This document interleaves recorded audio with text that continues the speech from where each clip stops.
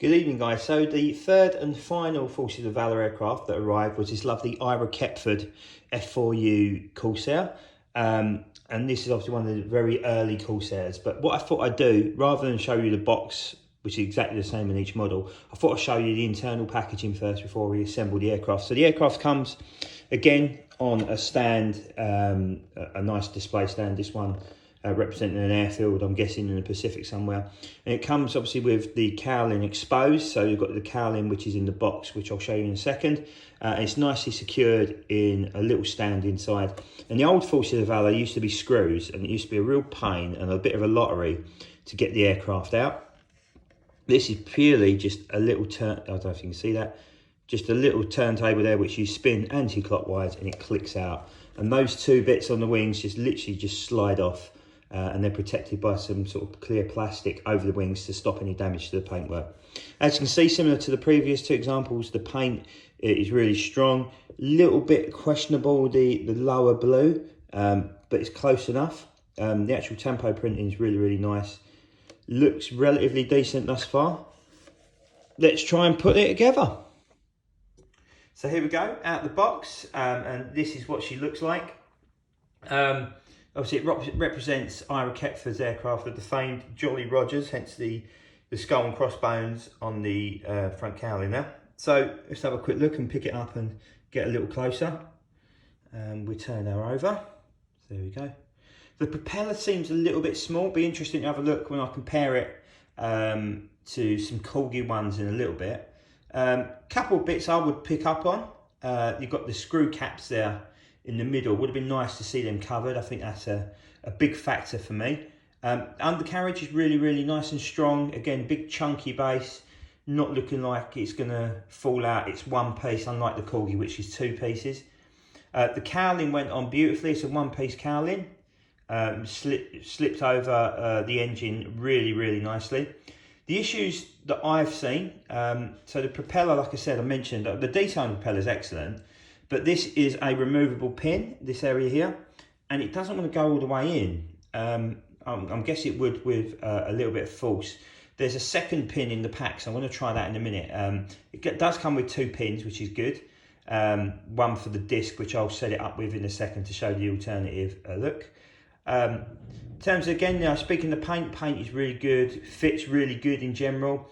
The only other issue I would really nitpick on is the tail wheel. There should be two doors that go either side of the tail wheel. See the little hole there? Really tricky to fit. I'm going to have to glue them in order to keep them in. It will be one piece, so it's not too much of an issue in that sense.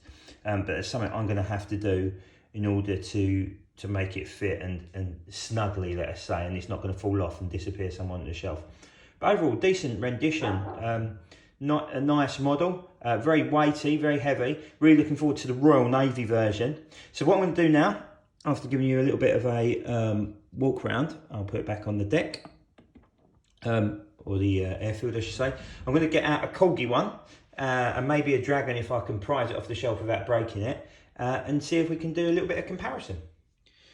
So here we go, we've got a comparison. So we have the Corgi to the right, the Dragon to the left, and obviously the Ira Kepford Forces of Valor one to the centre there. So if we pick up the Forces of Valor and have a look at it straight on, obviously this is an earlier model Corsair, so you must take that into account. But if you look at the propeller size, the prop size on the Corgi is just ever so slightly taller, and you're talking probably about two maybe 3 mil at max. But it does make a big difference. Overall shape in comparison, pretty solid actually. It's a pretty decent effort, as the looks like the fuel tank wants to come off there, so I better make sure that goes on more solid. That makes it look a lot better. And if we have a look underneath, the comparison in terms of shape is pretty solid, I would say. That's pretty good. Not a lot of difference there. Again, talking about the screw caps, that would have been a nice thing to see. There we go. And in terms of the actual shape, again, it's pretty spot on. And compare it to the Dragon, which is probably my favourite mould in the Corsair. Again, the prop is clearly that 2 mil taller, or longer, I should say. undercarriage looks pretty much the same. Maybe the Dragon flares out and the Forces of Valor is a little straighter.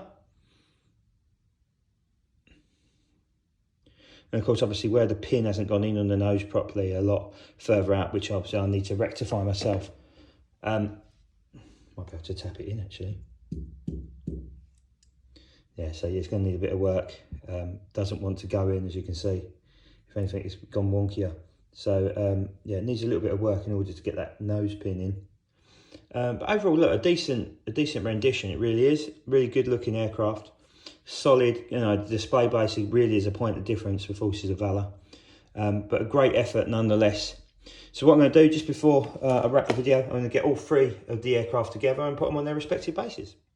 So here we go, here's all three together, all three of the Forces of Valor collection. And I think, you know, in all fairness, they've done a really good job with the existing moulds. And just to make that quite clear, these are the moulds they bought from Unimax when Waterson's took over. So the plan is, in particular with the Spitfire, they're going to tool the 9 is the old tool, but they're looking to do a 5 and some Griffin Spits as well further down the line, depending on how successful the aircraft are. But I think they've done a really solid job. The display bases are, as I keep saying, a real point of difference and add something really nice to your collection. You know, for example, my Petit Seconds going in with all my blue noses on the blue noses shelf, and to set up a little Ardennes selection there, which I think is really nice.